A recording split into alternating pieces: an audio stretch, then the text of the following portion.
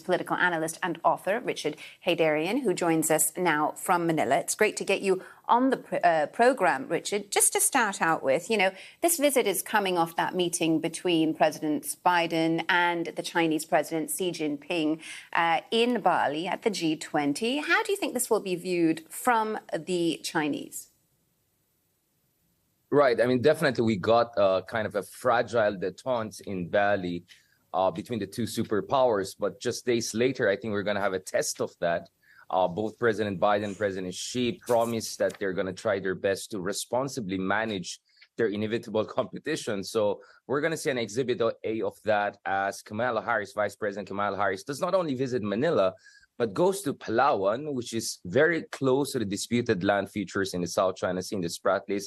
But more importantly, this is happening in the midst of a massive revitalization in Philippine-U.S. military alliance. And in fact, the Americans want to gain more access, rotational access, very important access to key bases, including the Bautista Air Base there in Palawan. So this is not just symbolic. It has many, many important operational implications for America's ability to project power in the South China Sea, exactly where China is also expanding its footprint. Richard, do you think that the visit will be successful then, given what you've described as possibly some of the aims of Kamala Harris's visit?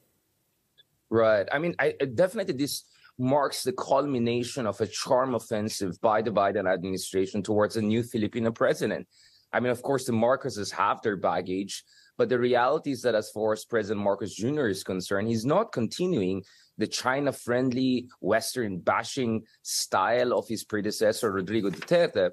But what he's doing is more close to what his father used to do at the height of Cold War, which was to keep a strong alliance with the United States, just as he tried to reach out to China and other alternative powers. So Marcos Jr. is also friendly to China, just like Duterte, and unlike more reformist liberal Filipino presidents, but he seems to be green-lighting a massive expansion in bilateral security alliance.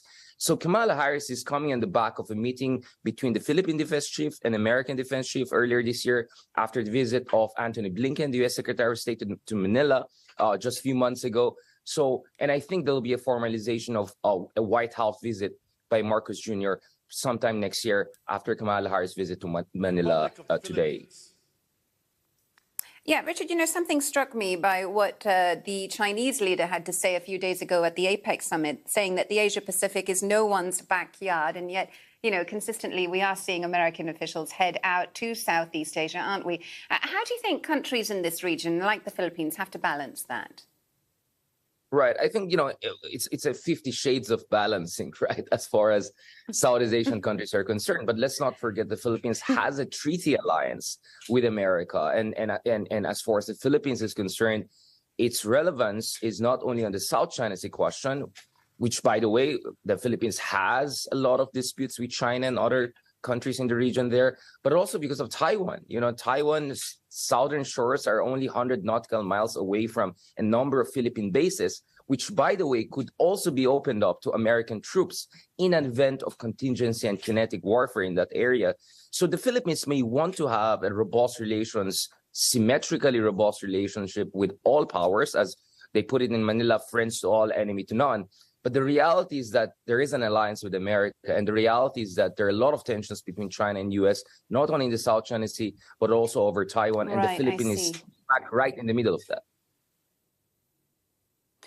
Richard Heydarian, Philippines political analyst and author, thanks for joining me. 50 Shades of Balance, that's something I will definitely remember.